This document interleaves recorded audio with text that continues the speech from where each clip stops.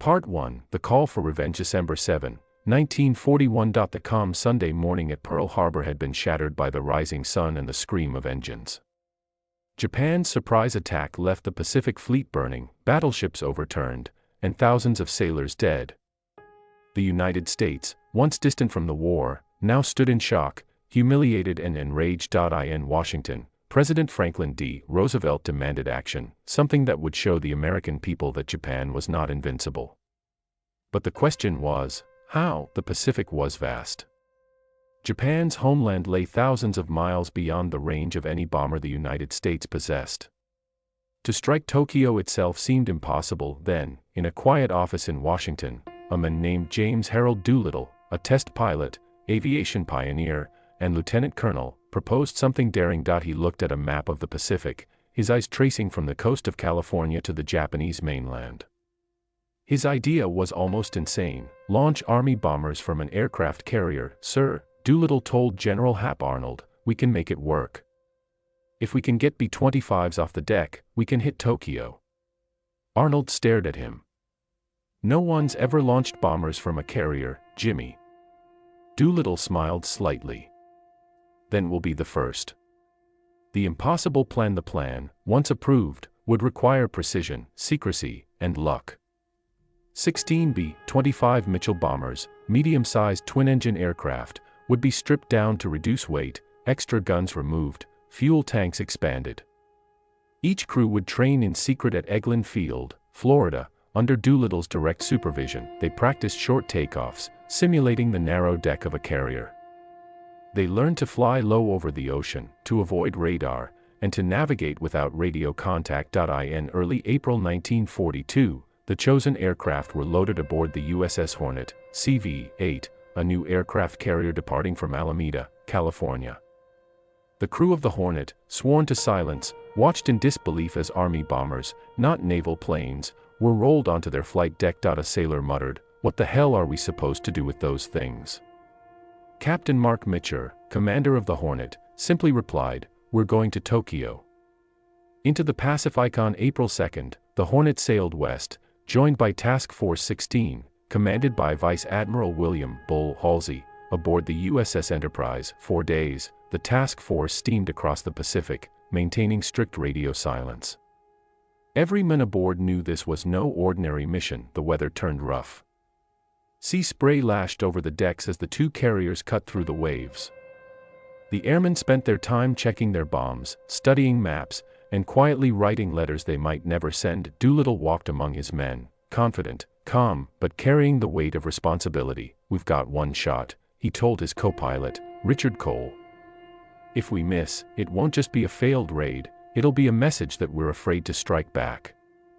Spotted too soon. On the morning of April 18, 1942, as the task force approached Japan, lookouts spotted a small Japanese picket boat, Nito Maru, on the horizon. The crew opened fire, sinking it quickly, but not before it had sent a warning message to the mainland. Halsey clenched his fists. "They know we're here," he growled. The task force was still nearly 600 miles from Japan, far beyond the planned launch point. Launching now would mean that the bombers might not have enough fuel to reach the airfields in China afterward. But Doolittle didn't hesitate. He looked at the gray sea, the pitching deck, and the faces of his men waiting for his decision. "We go now," he said. "Tell the crews to man their planes." Takeoff into history. Rain slashed across the flight deck as the first B-25 was rolled forward. The carrier pitched violently in the waves, making takeoff dangerous, even deadly. The men of the Navy lined the rails to watch. Doolittle climbed into his bomber, plane number 1, his crew securing their gear. He took a deep breath, adjusted his flight goggles, and looked down the short, narrow deck ahead. "Let's get Tokyo," he said quietly. Engines roared. The bomber surged forward, wheels thudding against the planks. The nose lifted, barely clearing the edge of the carrier as it dropped toward the sea, then rose again into the air. Cheers erupted from the Hornet's deck. Against all odds, it worked. One by one, the remaining 15 bombers launched into the storm, climbing into the gray clouds, heading toward the enemy homeland. The Doolittle Raid had begun. Part 2, Fire over Tokyo. The Pacific stretched endlessly beneath the bombers, a shifting field of gray water and mist. 4 hours, the 16 B-25s droned onward, holding tight formation only by compass and intuition. Radio silence was absolute. Each crew sat in near darkness, eyes fixed on instruments, the low rumble of the engines filling the cabin like a heartbeat. "Fuel steady," muttered Lieutenant Richard Cole, checking the gauges. "But we're going to be close, Colonel." "We'll make it," Doolittle replied. His voice was calm, but he was doing the same math in his head, and he knew they would be cutting it dangerously fine. The approach after more than 5 hours in the air, the clouds began to break. Through gaps in the mist, the coast of Japan came into view, faint outlines of villages, fields, and rail lines. Doolittle banked slightly, orienting toward Tokyo. The men had trained for months, but now the real thing was before them, the heart of the empire that had struck Pearl Harbor. "Target ahead," Cole said quietly. Doolittle nodded. "Let's show them what America remembers." Below, Japanese civilians looked up, puzzled. The air raid sirens had not yet sounded. It had been months since anyone imagined bombers could reach their homeland. Moments later, the wailing of sirens echoed across the city. The bomb run. Doolittle's bomber descended to about 1,500 feet, skimming rooftops. The target, an industrial section of Tokyo. Smoke from factory chimneys rose lazily into the air as the crew opened the bomb bay doors. "Bombs away." Cole shouted. 500-pound bombs tumbled downward, vanishing into the city below. A heartbeat later, explosions erupted, flashes of fire and debris, black smoke curling skyward. The city awakened in chaos. Anti-aircraft guns began firing wildly, tracer rounds arcing through the sky. The bomber shook as flak burst nearby. "They're awake now," one of the gunners yelled. Doolittle kept his hands steady on the yoke. "Hold course. We're not staying for tea." One by one, the other crews arrived over their assigned targets. Nagoya, Osaka, Kobe, and Yokohama each dropped their bombs at low altitude, targeting military factories, oil depots, and docks. The damage was limited compared to what would come later in the war, but symbolically, it was devastating. For the first time, the Japanese capital had been struck, and by bombers launched from the sea. The escape once clear of their targets, the crews turned southwest, heading for the coast of China. More than 1,200 miles away, they climbed into heavy cloud cover, hoping to evade pursuing fighters. But the weather worsened quickly, and strong headwinds began to sap their remaining fuel. "We're not going to make it to the landing fields," Cole said grimly, watching the needles dip. Doolittle nodded. "Then we'll make it as far as we can." By nightfall, the bombers were running on fumes. One after another, the crews jettisoned unnecessary gear, trying to lighten their planes. The rain grew heavier, visibility near zero. "Can't see a thing," came a voice over the intercom. "No lights, no ground." "Then we bail out," Doolittle decided. "Tell the men, jump on my order." He looked once more at the instrument panel, then pulled the nose up slightly to gain altitude. "All right, boys," he said into the headset, his tone steady. "We've done our part. Now get ready to jump." The night descent. One by one, the crew leapt into the stormy darkness over China. Wine tore at their parachutes as they drifted down through sheets of rain. Below, the landscape was a black void, mountains, rivers, and villages unseen. Doolittle himself hit the ground hard, rolling into a muddy field. For a moment, he lay still, listening to the silence broken only by rain. He had no idea where his men were, or if any had survived. He looked up into the night and muttered to himself, "Well, Jimmy, I guess that's the end of your Air Force career." Aftermath in Japan. Back in Tokyo, fires still smoldered across several districts. The physical damage was minor, but the psychological shock was immense. The Japanese people, and more importantly, their military leaders, were stunned. The home islands, once thought untouchable, had been violated. Prime Minister Tojo Hideki ordered an immediate investigation. The Imperial Navy was humiliated. It had failed to protect the emperor's capital. The hunt for the American carriers began, and Japan's high command vowed revenge. But for that one day, in the hearts of the American people, hope had returned. Newspapers across the United States carried the headline, "Tokyo bombed." The Doolittle raid had achieved what strategy alone could not. It restored confidence to a wounded nation. The struggle begins in China, the ordeal was far from over. Several crews were captured by Japanese forces, others sheltered by Chinese villagers who risked their lives to help. Doolittle himself was eventually found by friendly Chinese troops. When he learned that most of his men had survived, he could only shake his head in disbelief. "We did it," he said softly. "We actually did it." But the Japanese response would be brutal. Thousands of Chinese civilians were massacred in retaliation for aiding the American flyers. The cost of the raid extended far beyond the bombs dropped on Tokyo. Still, its impact was undeniable. The raid forced Japan to pull fighters back to defend the homeland, weakening their Pacific defenses, a decision that would help shape the coming Battle of Midway. Part 3: The Price of Victory. The sun rose over the mountains of eastern China, revealing a shattered landscape.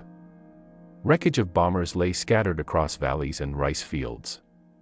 The Doolittle crews, exhausted and soaked from the previous night's storm, began regrouping, one man at a time, one story at a time. Colonel Doolittle had landed in a muddy rice paddy, bruised but alive. When Chinese farmers found him, they didn't speak a word of English, but they bowed and offered water. They led him through flooded fields and hidden trails until he reached a small village, where Chinese guerrillas took him in. "You are American?" one of them asked through a translator. "Yes," Doolittle nodded, smiling faintly despite the mud on his face. "And I owe you my life." Scattered crews across hundreds of miles, the other crews faced very different fates. Some landed safely with the help of Chinese resistance fighters. Others crashed into mountains or along the coast. 2 crews were forced to ditch their bombers into the sea near the coast of Japan. A few made it to Soviet territory, where they were interned for months. 8 men, however, were not so lucky. Captured by Japanese patrols in occupied China, they were taken to Nanjing for interrogation. The Japanese military viewed them not as soldiers, but as criminals, air pirates who had bombed civilians.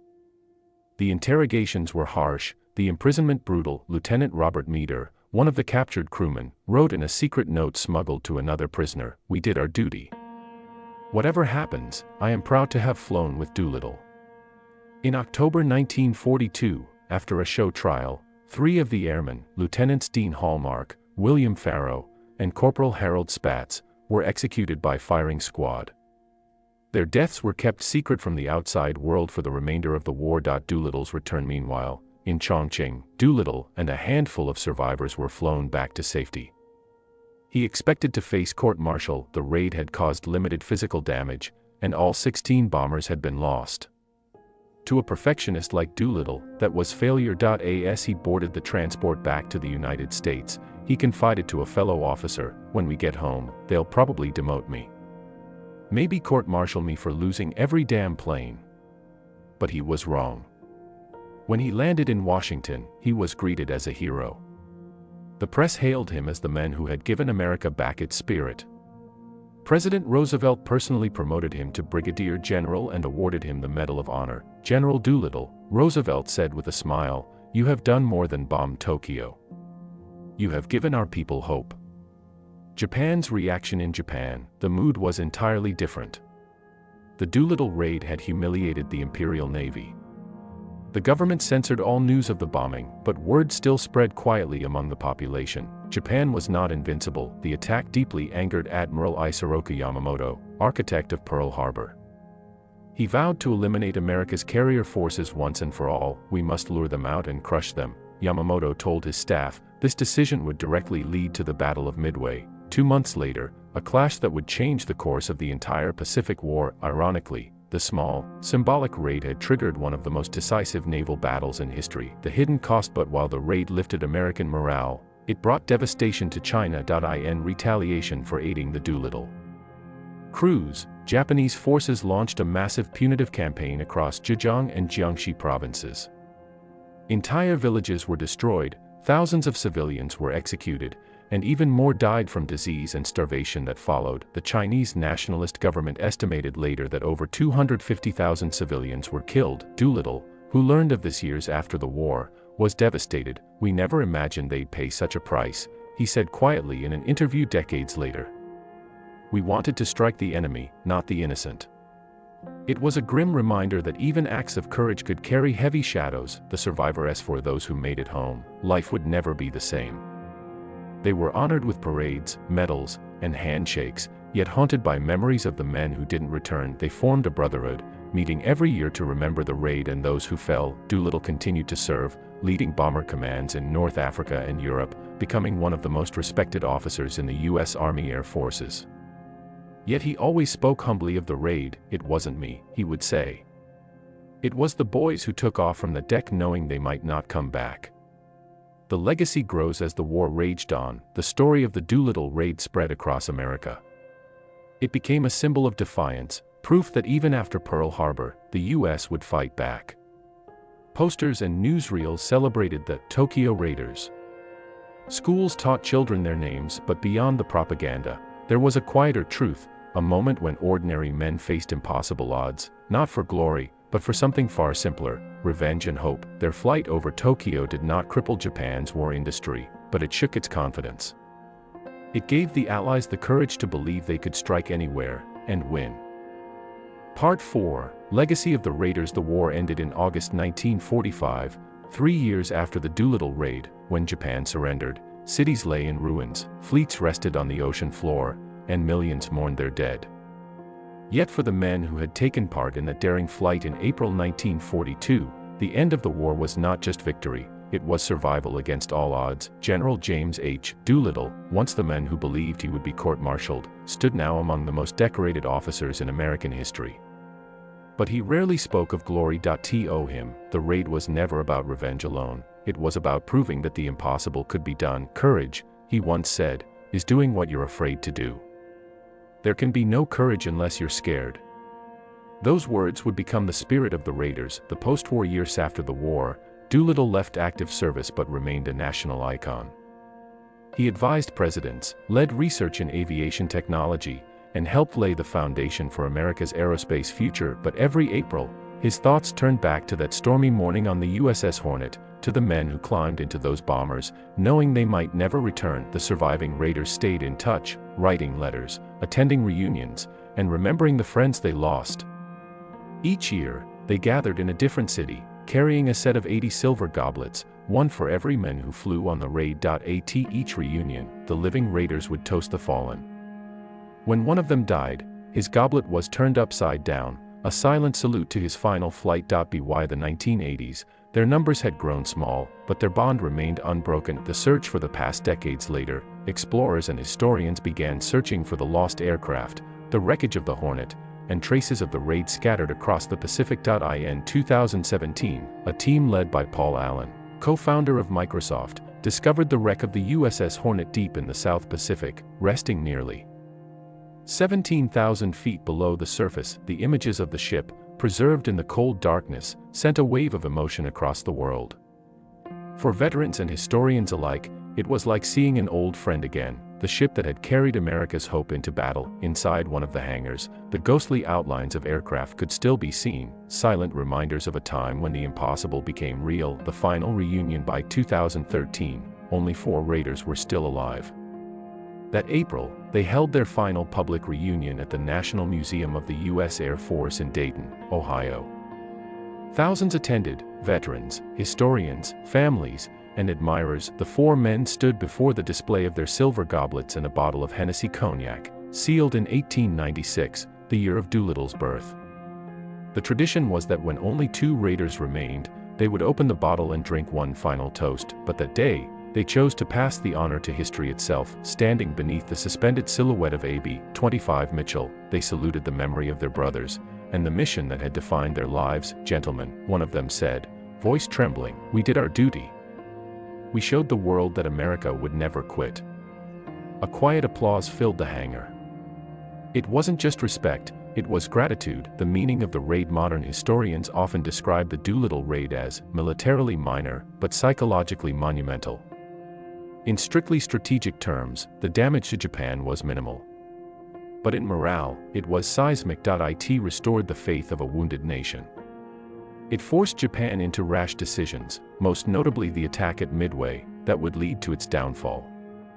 And it gave rise to a legend that continues to inspire aviators and soldiers to this day. Even the Japanese later recognized its audacity.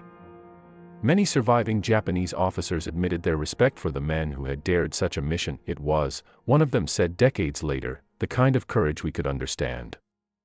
Epilogue. Echoes over the Pacific. Time, like the ocean, swallows all things, ships, planes, even heroes, but some echoes endure. On clear days over the Pacific, near where the Hornet once sailed, the sea is calm and endless.